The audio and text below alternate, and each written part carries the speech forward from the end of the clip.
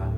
Berbicara bagi kami semua satu persatu, baik yang ada dalam gereja maupun yang nonton di rumah dimanapun mereka berada. Kuasa Tuhan bekerja dengan cara dalam nama Tuhan Yesus kami berdoa. Amin. Dan silakan duduk Bapak Ibu dan Saudara. Dinas nggak lama lagi ya, jadi nggak rasa waktunya cepat sekali. Dan tanggal 8 Agustus hari yang istimewa bagi Dinas dan April, dan biar Tuhan berkati. Ini hal yang luar biasa yang kalau bisa pun juga terjadi, itu anugerah Tuhan.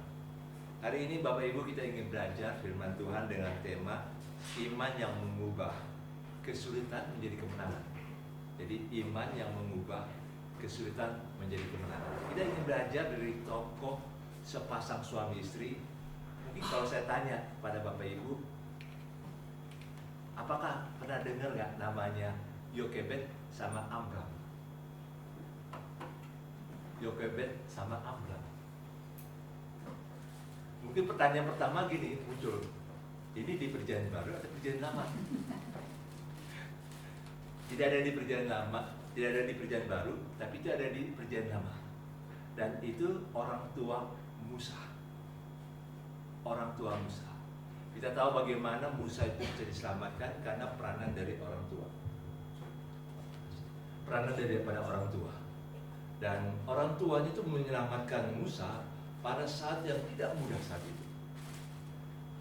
Amram itu papanya Musa, Yokebed mamanya. Mereka keturunan dari Lewi.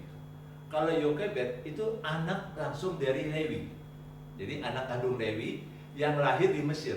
Jadi waktu mereka pindah, keluarga Yakub pindah ke Mesir, barulah Lewi punya anak perempuan yang lahir di Mesir, namanya Yokebed. Amram itu cucunya Lewi. Jadi keponakan kami sama tante. Ya kalau pada zaman itu sih nggak aneh ya. Keluarga masih bisa menikah. Kayak misalnya Abram menikah dengan Sarah. Itu karena Sarah itu adalah sebenarnya saudara tiri. Saudara tiri. Jadi pada waktu itu memang bisa dimengerti. Biasanya kalau orang menikah itu cari jodoh itu nggak jauh dari keluarga. Nggak jauh dari keluarga. Kalau ibu ibu Gumara pasti tahu lah, karena pada zaman itu ya masih nggak jauh-jauh dari situ. Tapi kalau zaman sekarang mau kayak gitu, aduh nggak mau lah, maunya agak jauh dikit lah gitu lah. Nah, kita tahu bagaimana yang dialami oleh Yokebed dan Amram pada waktu itu. Waktu Musa lahir, itu sudah ada perintah dari Firaun, setiap anak laki-laki yang lahir langsung harus dibunuh. Dan itu perintah jelas kepada prajurit-prajurit Mesir dan bidan di Mesir pada waktu itu yang melayani orang-orang Israel. Setiap ketemu anak laki-laki, bunuh. Itu perintah langsung. Tapi Amram dan Yokebed itu punya iman yang luar biasa. Nah, mereka punya 3 anak. Yang pertama namanya Miriam, seorang perempuan yang lahir pada tahun 1533 sebelum Masehi. Jadi jangan bayangkan 1500 yang kemarin ya, tapi 1533 sebelum Masehi. Jadi 3500-an tahun sebelum 3553 dari zaman kita ini. Waktu Miriam 1533 sebelum Masehi, Harun 1529. Musa lahir 1526 sebelum Masehi. Jadi umurnya 9, 3 dan 0. Jadi bedanya 9 tahun. Nah, Miriam ini seorang wanita yang pemberani. Protektif itu maksudnya kalau ada adiknya langsung dilindungi. Tapi kadang-kadang juga obsesif.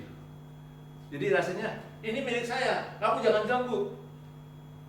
Itu sangat obsesif. Jadi waktu Musa mengambil perempuan Kus menjadi istrinya, wah Miriam tuh marah. Siapa tuh Musa? Kok lewatin saya ya? Padahal umurnya sudah tua. Kok lewatin saya? Miriam nggak menikah, tidak berkeluarga. Nah kalau Harun anak kedua ini orangnya cerewet, aktif, sangat bawel, dan dia memang selalu ngomong, nggak bisa nggak bisa di apa dengan Miriam itu kalau bisa dibayangkan saudara. Waktu Miriam itu, Harun ayo kamu jaga sini, jangan jauh-jauh dari saya. Harun nggak suka dibuat kayak gitu. Dia selalu ingin aktif ya, kayak siapa ya? Kayak Nikola gitu. Kalau kita di zaman sekarang ini kayak ini kok, waduh cerewet, pokoknya ngomong aja gitulah. Ini Harun. Makanya beda dengan Musa. Musa diam, kalem. Maka itu menyelamatkan sekali tuh Musa. Waktu 3 bulan pertama itu Musa tuh nggak banyak nangis, tapi juga agak takut juga orang tuanya kalau suatu waktu anak itu nangis. Bapak Ibu dan Saudara, ini pergumulan yang ada. Jadi Amram dan Yokebed ini. Mari kita baca firman Tuhan dari Keluaran 2 ayat 1 sampai dengan 10. Keluaran 2 ayat 1 sampai dengan 10. Keluaran pasal 2 ayat 1 sampai dengan 10. Musa lahir dan diselamatkan. Seorang laki-laki dari keluarga Lewi kawin dengan seorang perempuan Lewi. Lalu mengandunglah ia dan melahirkan seorang anak laki-laki. Ketika dilihatnya bahwa anak itu cantik, disembunyikannya 3 bulan lamanya. Tapi ia tidak dapat menyembunyikannya lebih lama lagi. Sebab itu diambilnya sebuah peti pandan, dipakalnya dengan gala-gala dan ter, diletakkannya bayi itu di dalamnya, dan ditaruhnya peti itu di tengah-tengah tebrau di tepi sungai Nil. Kakaknya perempuan berdiri di tempat yang agak jauh untuk melihat apakah yang akan terjadi dengan dia. Maka datanglah putri Firaun untuk mandi di sungai Nil, sedang dayang-dayangnya berjalan-jalan di tepi sungai Nil. Lalu terlihatlah olehnya peti yang di tengah-tengah tebrau itu, maka disuruhnya hambanya perempuan untuk mengambilnya. Ketika dibukanya, dilihatnya bayi itu, dan tampaklah anak itu menangis. Sehingga belas kasihanlah ia kepadanya dan berkata, tentulah ini bayi orang Ibrani. Lalu bertanyalah kakak anak itu kepada putri Firaun, akan kupanggilkah bagi Tuhan putri seorang inak menyusu dari perempuan Ibrani untuk menyusukan bayi itu bagi putri tuan putri? Saud putri Firaun kepadanya, baiklah. Lalu pergilah gadis itu memanggil ibu bayi itu. Lalu berkatalah putri Firaun kepada ibu itu, bawalah bayi ini, susukanlah dia bagiku, maka aku akan memberi upah kepadamu. Kemudian perempuan itu mengambil bayi itu dan menyusuinya. Ketika anak itu telah besar, dibawanyalah kepada putri Firaun, yang mengangkatnya menjadi anaknya dan menamainya Musa. Sebab katanya, karena aku telah menariknya dari air. Saudara yang dikasih oleh Tuhan, kita belajar di sini bagaimana betapa sulitnya yang dialami oleh Amram dan Yokebed pada saat itu. Mau menyelamatkan anak, atau menyelamatkan diri, atau menyelamatkan 2 kakaknya. Jadi ini sangat risiko.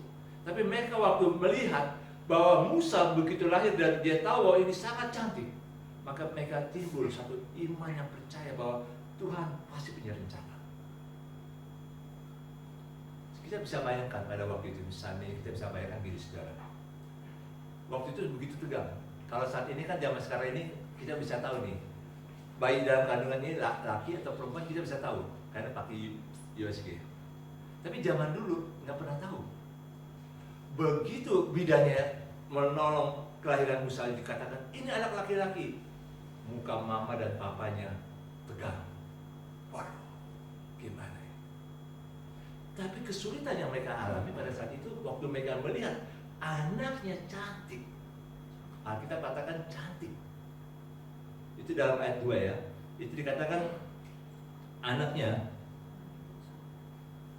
ketika dilihatnya bahwa anak itu cantik, jadi begitu rupawan, begitu indah wajahnya, langsung mereka timbul iman. Tuhan pasti. Jadi bagaimana kita cara mengubah kesulitan menjadi kemenangan? Kita harus bisa belajar melihat segala sesuatu, jangan lihat dari kesulitan. Tapi kita mari belajar dari cara Tuhan memandang. Kenapa Tuhan membentuk, menjunang Musa itu dari dalam kandungan ibunya begitu cantik, begitu rupawan? Karena apa? Karena ada rencana Tuhan.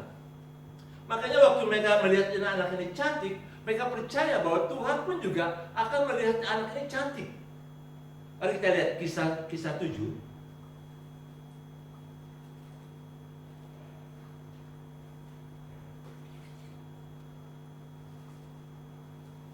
Kisah 7 ayat 20. Kisah 7 ayat 20. Kisah para Rasul 7 ayat 20. Demikian firman Tuhan. Pada waktu itulah Musa lahir dan ia elok di mata Allah. Jadi orang tuanya lihat ini anak ini cantik, dan waktu itu mereka percaya bahwa anak ini elok di mata Allah.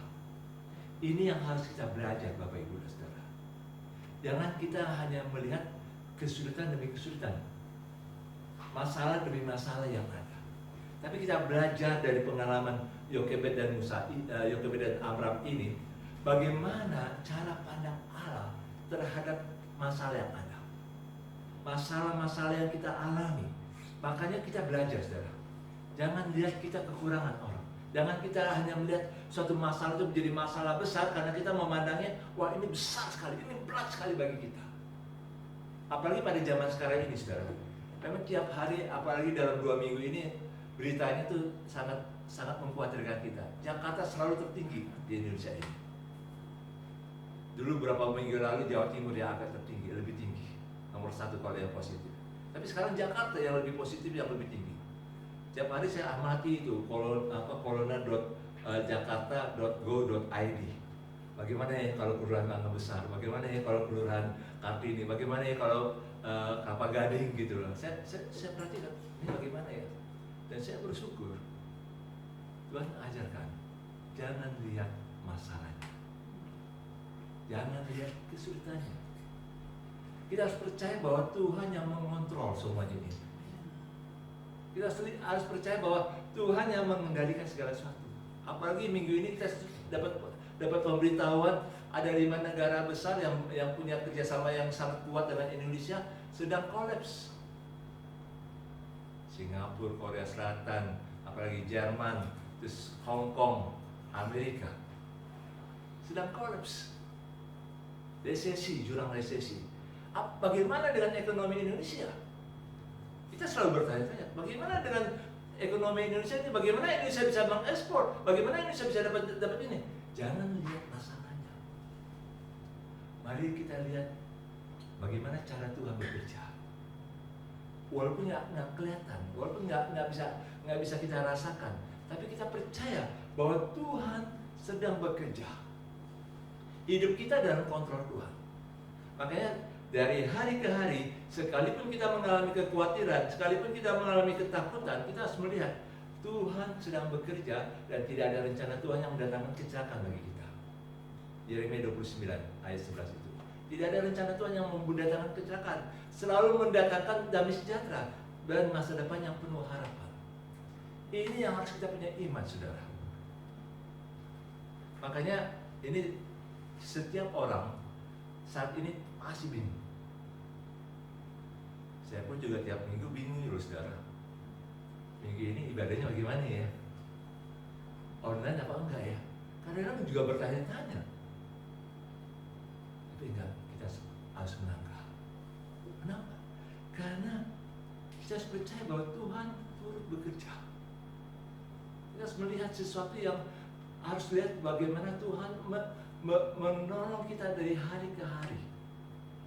Beberapa waktu yang lalu sudah diajarkan kepada kita, tiap hari kalau bisa kita berdoa, kasihanilah saya Tuhan, kasihanilah saya Tuhan. Dan saya percaya kalau kita berdoa terus seperti itu, Saudara, walaupun kita harus keluar, harus bekerja, harus ketemu dengan orang, ya saya berdoa supaya tidak ada yang kena COVID di antara kita. Ini memang sesuatu yang bukan nakut-nakutkan, tapi ini harus kita jaga. Kasihanilah saya, kasihanilah kami Tuhan. Kalau ketemu dengan orang ini jangan sampai ada kena COVID lah.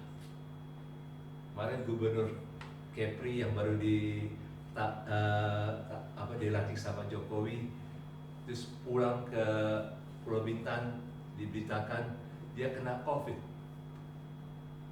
Dari mana ini kena COVID? Dari asistennya. Jadi kadang-kadang nggak bisa ditebak loh bagaimana ini ya.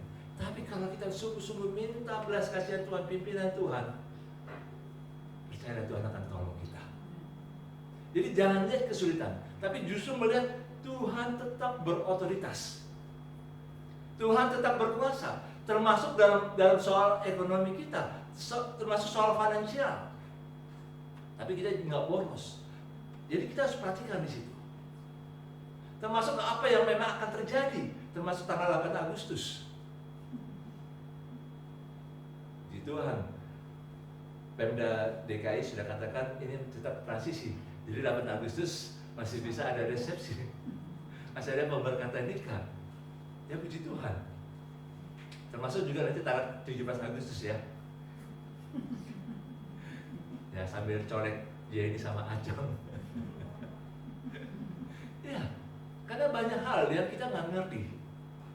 Tapi kita berdoa supaya Tuhan tolong. Kasihan. Jadi setiap masalah yang kita lihat, jangan lihat betapa besar masalah itu. Tapi kita masih melihat betapa besar Tuhan kita yang kita percayai. Justru pada saat kita lagi lemah, Bapak Ibu dan Saudara, jangan biarkan iman kita lemah. Kita semakin kuatkan hati kita. Kita belajar dari Daud. Kita pernah belajar dari Daud bagaimana pada waktu anak-anaknya dan istri-istrinya diambil oleh orang Amalek, hartanya habis, semua dirampok. Dia hampir dibunuh sama orang-orang pengikut-pengikutnya 600 orang. Dia hampir dibunuh. Dan situ dia sedih sekali. Saat sedih kayak seperti itu, dia menguatkan hatinya. Tuhan, saya percaya kepadamu. Itu kuncinya. Jadi dalam situasi-situasi seperti ini, bisa jadi kita lemah iman kita. Bisa. Kita merasa, aduh, saya udah terlalu capek. Kita bisa seperti itu. Tapi saya ingin beritahu, pada saat kita merasa seperti itu, bangkitkan iman kita. Yang bisa membangkitkan iman kita adalah diri kita sendiri. Carilah wajah Tuhan dan kekuatannya. Carilah wajah Tuhan dan kekuatannya. Sehingga kita bisa belajar, saudara, bagaimana kita menguatkan hati kita. Saya kadang-kadang juga lemah. Tapi Ibu Reni menguatkan. Ya bersyukurlah yang pasangan. Tapi kadang-kadang kalau yang sendirian itu yang kasihan. Ada saat sendirian. Nah saudara, saya ingin mendorong kita supaya kita belajar bagaimana tetap menguatkan hati. Pada saat kita lagi lemah, percayalah Tuhan masih mengontrol. Kita harus bisa mengubah. Biar iman kita itu yang memampukan kita untuk melihat apa yang Tuhan lihat, bukan masalahnya. Bukan pada waktu masalah. Bapak Ibu dan Saudara, mari kita belajar di sini. Yokebed dan Amram tetap menguatkan hati untuk melihat apa yang Tuhan lihat, bukan apa yang mereka pandang. Yang kedua, kita belajar yang kedua, waktu beriman, bagaimana memiliki iman yang mengubah kesulitan menjadi kemenangan. Kita beriman, iman kita juga membutuhkan hikmat dan membutuhkan mempraktikkan hukum kasih. Jadi iman kita, bagaimana kita mengubah kesulitan menjadi kemenangan, iman kita membutuhkan hikmat dan mempraktikkan hukum kasih. Tadi saya sudah jelaskan sedikit karakter daripada 3 anak ini. Miriam itu orang yang protektif, posesif, dan juga orangnya suka belak-belakan. Kalau nggak suka, nggak suka. Makanya pada waktu Musa kembali dari tanah Midian, bawa istrinya dan bawa anaknya, langsung Miriam waktu ketemu Sipora itu istrinya Musa. Gue nggak setuju nih. Waduh, bayangkan saudara, seandainya kita lagi bawa istri kita, tiba-tiba ada kakak kita yang bilang, ya gue nggak setuju lo kalau sama dia. Waduh, nyesek gitu lah. Akibatnya Sipora dan anak-anaknya kembali ke tanah Midian. Ini karakter daripada Miriam. Ngomongnya nyablak, dan dia orangnya ya sudah, kalau nggak suka gitulah. Dan ini yang membuat jadi Harun dan Musa tuh kadang-kadang nggak enak. Tapi mereka juga butuh peranan daripada Miriam. Peranan daripada Miriam ini. Miriam ini seorang pemimpin juga sebenarnya. Nah, Kalau Harun orangnya tadi sudah dijelaskan, dia sangat proaktif, sangat kalau lagi bergerak, lagi ini pakai baterai alkalin. Tapi kalau misalnya ini baterainya soak, mesti dicas lagi. Ini Harun, makanya Harun kadang-kadang juga lemah juga. Dia orangnya sangat sangguin berat, sehingga dia kalau pun juga ada orang yang di luar dia yang menuntut dia amal seperti ini, dia jadi lemah. Makanya waktu bangsa Israel, waktu Musa lagi naik ke gunung Horeb dan selama 40 hari dan bangsa Israel menunggu lama sekali Musa ini, sampai mereka bilang, mari kita bikin lembu emas. Harun, kamu tolong bikin lembu emas. Dan Harun dengan terpaksa membuatnya, karena Harun lemah. Harun lebih dengar orang lain katakan. Itu kelemahan daripada Harun. Tapi Musa orangnya nggak banyak bicara, sangat ngomongnya pun juga sangat gagap, jadi nggak bisa jelaskan dengan baik Musa. Tapi kalau dia sudah punya satu prinsip, dia akan pegang prinsip itu dengan kuat. Saudara bisa bayangkan pada waktu 3 bulan pertama itu kesulitan Yokebed dan Amram luar biasa. Anak yang aktif 3 tahun, anak laki-laki yang aktif 3 tahun harus diabaikan oleh Amram dan Yokebed, karena harus memperhatikan Musa. Musa itu saudara, tiap hari, tiap siang itu harus dibawa ke Sungai Nil, karena selalu ada patroli tentara Mesir, sehingga untuk disembunyikan supaya nggak waktu nangis nggak disembunyikan, taruh di peti dalam peti, itu ditaruh di Sungai Nil. Sungai Nil jangan dibayangkan kayak Sungai Ciliwung ya saudara ya. Sungai Nil itu banyak buaya. Di sana banyak buaya, dan di sana makanya itu kadang Amram yang memperhatikan, kadang Yokebed yang memperhatikan, kadang juga Miriam sekali-sekali yang memperhatikan. Saudara bayangkan, anak 3 tahun yang membutuhkan perhatian mama. Biasa kalau anak 0 sampai 4 tahun atau sampai 5 tahun, biasanya lengket sama mama. Ini kurang diperhatikan. Betapa marahnya Harun itu saudara. Apalagi kalau Harun disuruh, udah Harun kamu diam sama kakakmu ya, Miriam ya. Wah langsung Harun berontak itu. Nggak mau. Kenapa kamu nggak mau sama kakakmu Miriam? Dia bawel. Dia banyak larang saya ini. Itu yang membuatnya jadi kayak Harun itu begitu marah.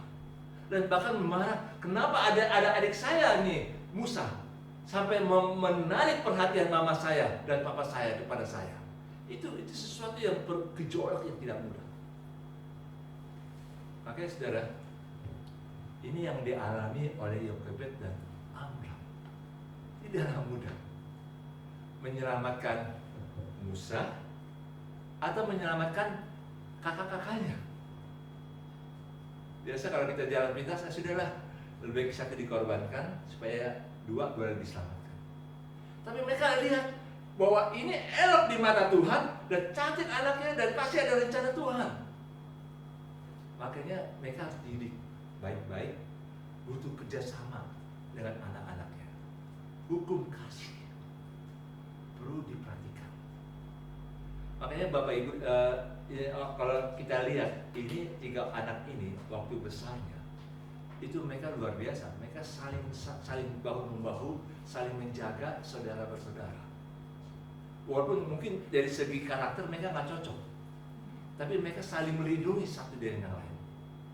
Waktu Miriam meninggal, Bapak Ibu dan Saudara, waktu Miriam meninggal, itu Musa dan Harun sangat terpukul dan sangat sedih. Setelah Miriam dikubur, bangsa Israel itu menuntut air dari Musa. Musa, kami minta air. Di mana nih airnya? Saudara bisa bayangkan, akhirnya Musa sampai berdosa karena dia emosi sekali. Dia lagi sedih dengan kakaknya yang dia cintai, yang sangat melindungi dia selama ini waktu dia masih kecil, meninggal. Dan pada saat meninggal itu dia lagi berduka. Bangsa Israel minta air, nuntut air pada dia, dan dia akhirnya jadi marah. Dan Tuhan waktu dia bilang hanya mau perkatakan batu karang itu keluar air, dia nggak seperti yang Tuhan katakan, dia pukul karena dia emosi sekali. itu yang menyebabkan dia tidak masuk ke tanah Kanaan. Ini saling protek, saling melindungi saudara-bersaudara. Bersyukurlah kalau Abram dan Yokebed ini akhirnya 3 anak ini saling bahu-membahu, karena mereka mempraktikkan hukum kasih. Saudara, kita akrab satu dengan yang lain dalam gereja. Saya senang, saya bersyukur untuk hal ini. Jadi mari kita belajar tetap mempraktikkan hukum kasih. Apa itu hukum kasih? Mari kita buka firman Tuhan dari 1 Korintus 13 ayat 4 sampai dengan ayat 7. Jadi mereka membutuhkan hikmat dan mempraktikkan hukum kasih. Harus mengatur. Tapi bagaimana hukum kasih itu? 1 Korintus 13 ayat 4 sampai dengan ayat 7. Kita baca sama-sama. 1 Korintus 13 ayat 4 sampai dengan 7. Kita akan baca sama-sama dengan bersuara sama-sama. 1, 2, 3. Kasih itu sabar. Kasih itu murah hati. Ia tidak cemburu. Ia tidak memegahkan diri dan tidak sombong. Ia tidak melakukan yang tidak sopan dan tidak mencari keuntungan diri sendiri. Ia tidak pemarah dan tidak menyimpan kesalahan orang lain. Ia tidak bersukacita karena ketidakadilan. Setiap kebenaran. Ia menutupi segala sesuatu, percaya segala sesuatu, mengharapkan segala sesuatu, sabar menanggung segala sesuatu. Tetapnya mereka bertiga mempraktikkan ini dengan baik. Waktu mereka mempraktikkan dengan baik, saudara, Tuhan pakai tiga-tiganya untuk mengeluarkan bangsa Israel dari Mesir. Tuhan pakai. Musa didukung sama Harun. Kalau Tuhan nepotisme, bukan masalah nepotisme. Mereka disiapkan baik oleh Amram dan Yokebed. Saya berdoa supaya kita semua pada suatu saat nanti kita dipakai bahu-membahu dalam kesulitan apapun juga, apa rencana Tuhan dalam hidup kita. Kenapa kita bisa berada seperti ini? Kenapa Tuhan proses kita seperti ini? Bukan berarti nggak ada rencana Tuhan. Pasti ada rencana Tuhan. Ada sesuatu yang Tuhan ingin buat. Saya nggak tahu apa yang Tuhan mau buat. Tapi saya percaya ada sesuatu yang Tuhan ingin lakukan dalam hidup kita, dalam kita bergereja, berjemaat ini. Mari keakraban kita, kekompakan kita pakai dalam mempraktikkan hukum kasih, sehingga waktu bangsa Israel keluar dipimpin oleh Musa, Harun mendukung Musa. Waktu Musa nggak bisa berbicara kepada Firaun, Harun yang berbicara. Firaun, ini perintah firman Tuhan. Maka Firaun yang berbicara.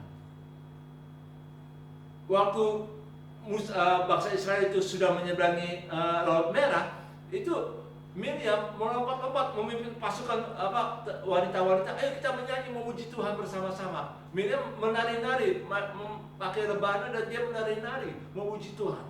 Dan diikuti oleh kaum wanita pada saat itu. Jadi 3 orang ini sesuatu yang luar biasa, masa-masa yang indah. Makanya kita berdoa seperti ini. Ada suatu saat Tuhan akan pakai kita dengan cara yang kita nggak pernah pikirkan. Seandainya suatu saat Tuhan mau kita buat sesuatu, buatlah itu. Memang pasti ada pergesekan sih. Pasti ada yang, aduh gue gak suka sama orang ini, aduh gue sebel sama orang ini. Pasti ada deh, pasti ada. Jadi mari kita belajar. Ada rencana Tuhan yang besar yang kita tidak tahu. Saya terus terang sih, saya masih gugup, saudara. Apa sih yang Tuhan mau? Kemarin tuh waktu saya nonton satu YouTube itu, video di YouTube. Ini dunia ini akan dikendalikan oleh satu sistem. Aplikasi-aplikasi di Android itu sebenarnya sekarang sudah mengendalikan kita. Orang lain bisa tahu kita ada di mana. Semua akan dibawa ke cashless, nggak ada uang tunai. Semua harus bayarnya non tunai. Itu artinya kita sudah dikendalikan sekarang. Kita sudah dikendalikan. Itu hal yang tidak mudah untuk kita. Suatu saat kalau misalnya antikris itu memerintah, memimpin dunia ini, semua dikendalikan sama antikris. Apa apa yang kita harus buat? Saya sih berdoa sungguh-sungguh mulai sekarang betul-betul harus pikirkan soal pertanian, pangan. Bagaimana ketahanan pangan bagi orang-orang Kristen. Mungkin kita nggak bayar pakai uang, tapi kita bayarnya pakai apa ya, barter. Pada zaman dulu lagi. Makanya saya pikir bersyukur juga kalau kita Tuhan kasih kesempatan kita pelayanan di desa-desa. Itu kesempatan. Ketahanan pangan untuk kita nanti pada yang akan datang. Itu nanti anak-anak kita loh, generasi-generasi anak-anak kita ini nanti ke depan ini bagaimana. Itu kita harus betul-betul pikirkan bagaimana caranya gitu. Supaya mereka juga bisa menghadapi tantangan yang tidak mudah. Zaman yang tidak mudah yang mereka alami. Bapak, Ibu, dan Saudara, mari kita belajar. Justru saat-saat ini biar kita menjadi satu kekuatan, tapi untuk masa yang akan datang. Situasi yang kita tidak tahu sama sekali. Nah, itu sebabnya kita harus percaya bahwa iman itu membutuhkan hikmat dan bagaimana iman itu bisa mengubah kesulitan menjadi kemenangan. Karena kita butuh hikmat dan kita mempraktikkan hukum kasih. Kita saling mengasihi satu dengan yang lain. Hukum kasih itu kita harus praktikkan tiap-tiap hari. Yang ketiga, bagaimana kita bisa mengubah iman kita bisa mengubah kesulitan menjadi kemenangan. Beriman dan berserah kepada rencana Tuhan. Beriman dan berserah kepada rencana Tuhan. Tadi sudah dilihat 3 bulan pertama itu memang bisa diasuh oleh Amram dan Yokebed. Mereka kerjasama, mereka kerja tim yang baik dengan 2 anaknya yang lain, 2 kakaknya Musa. Tapi 3 bulan itu membuat mereka, akhirnya ide mereka, hikmat mereka habis. Dengan terpaksa, dengan menyerah, mereka harus katakan, mau gak mau kita harus lerahkan Musa ini pergi dari rumah kita.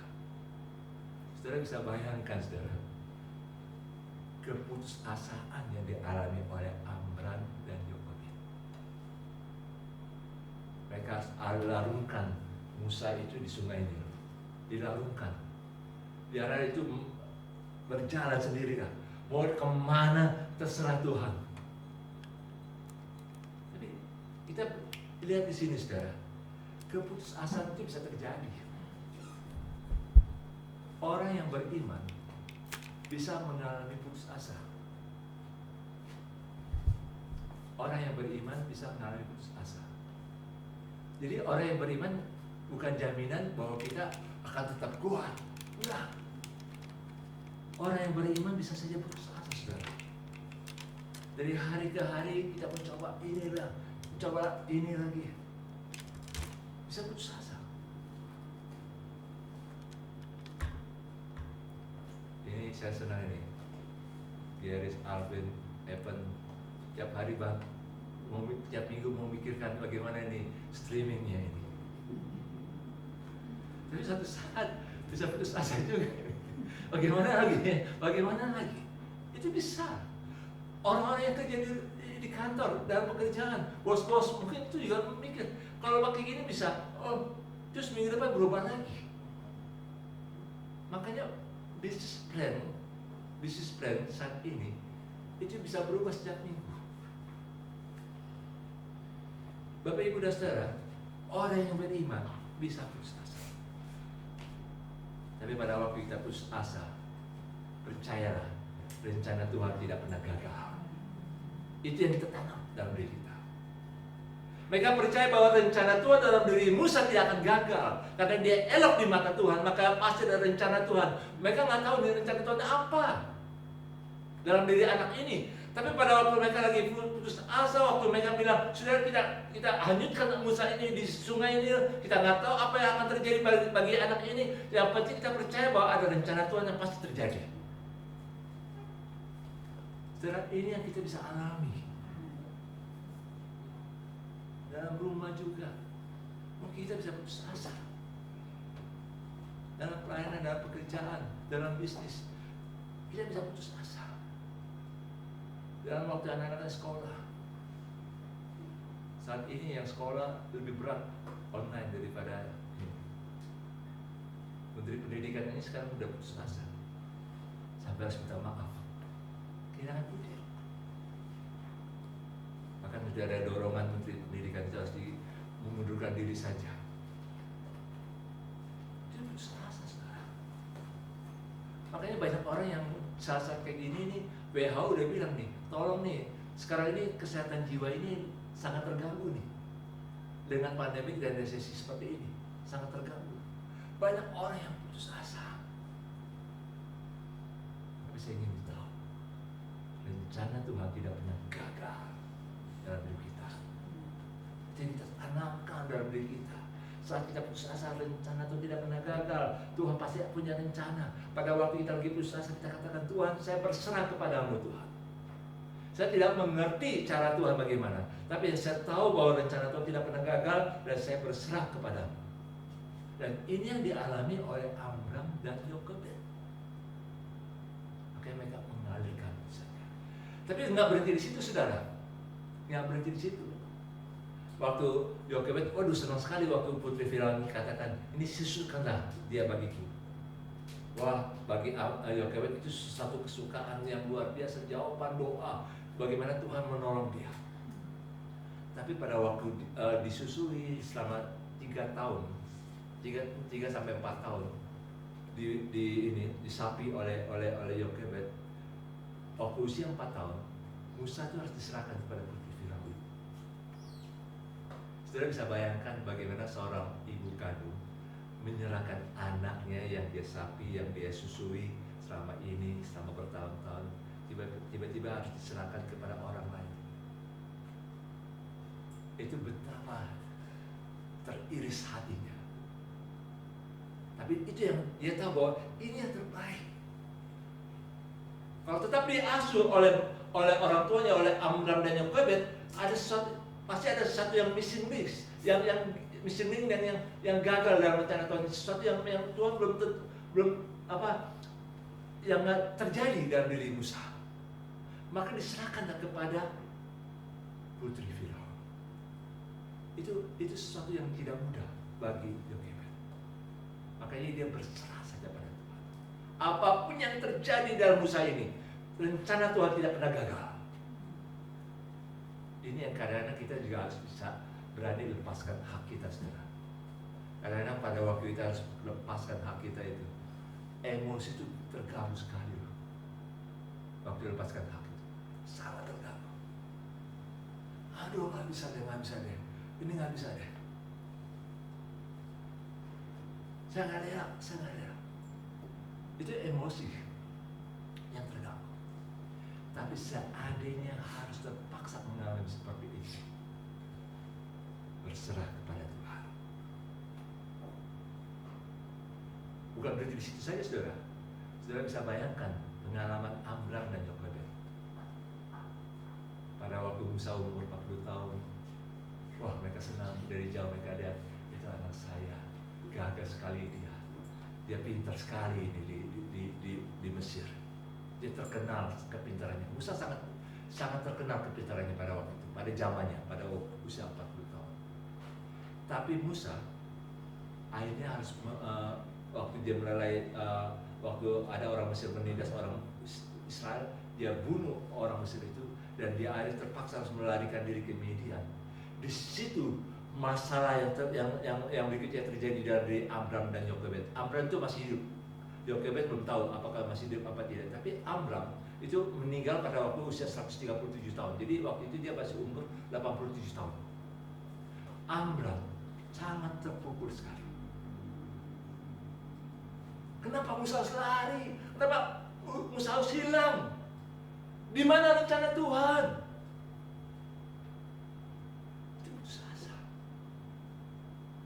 Makanya waktu Harun diberitahu sama Tuhan, hai Harun, engkau jumpai Musa di padang gurun. Wah, Harun tuh begitu girang sekali, karena dia pikir Musa sudah mati. Karena udah 40 tahun tidak ada kabar tentang Musa. Dan waktu Harun bertemu dengan Musa, dia sangat gembira sekali. Tapi bagi orang tua Amram dan Yokebed, waktu Musa hilang 40 tahun di padang gurun, itu hati yang teriris lagi, saudara. Putus asa mereka. Tuhan, Engkau lihat bagaimana Engkau dulu pernah janji bahwa akan ada terjadi sesuatu dalam diri anak saya ini, ada sesuatu yang hebat dalam diri anak saya, tapi kenyataan Kau seperti ini. Itu hati yang teriris. Makanya waktu Maria, ibu Yesus, melihat Yesus di kayu salib, itu hati yang teriris loh bagi Maria. Kenapa orang yang saya lahirkan harus mati terhina seperti ini? Oh, itu bagi hati seorang ibu itu sesuatu yang sangat dalam sekali. Makanya bagi Miriam, bagi Yokebed dan bagi Amram pada saat itu sangat terpukul. Tapi mereka harus berserah kepada Tuhan. Makanya bagaimana yang ketiga ini mengubah iman yang mengubah kesulitan menjadi kemenangan. Karena harus punya penyerahan yang penuh kepada Tuhan. Sekalipun kita gagal, sekalipun kita nggak berhasil 100%, sekalipun kita nggak sempurna, tapi Tuhan bisa menyempurnakan. Rencana Tuhan tidak pernah gagal. Kalau kita lihat Ayub, apakah gagal? Gagal. Ayub sampai mengeluh pada Tuhan, sampai ingin berani melawan Tuhan. Dia gagal. Waktu dia kehilangan anak-anak, kehilangan harta, dia nggak jatuh dalam dosa. Tapi terakhir dia berdosa, dia gagal. Tapi Tuhan tetap membela dia, karena dia minta ampun pada Tuhan. Saudara, kalau kita gagal, kalau kita putus asa, kita udah kehilangan segala sesuatu, kita kehilangan ide lagi, kehilangan hikmat. Jangan pernah menyerah, berserah pada Tuhan. Tuhan akan tolong kita. Jadi 3 hal yang kita belajar dari Yokebed dan ini. Mari kita lihat, bukan lihat masalah, tapi lihat bagaimana cara Tuhan melihat. Yang kedua, mari kita belajar juga, butuh hikmat. Beriman itu butuh hikmat dan butuh mempraktikkan hukum kasih. Dan yang ketiga, mari dengan beriman kita juga bisa berserah kepada rencana Tuhan. Kita bisa gagal, tapi rencana Tuhan tidak pernah gagal. Mari kita berdoa.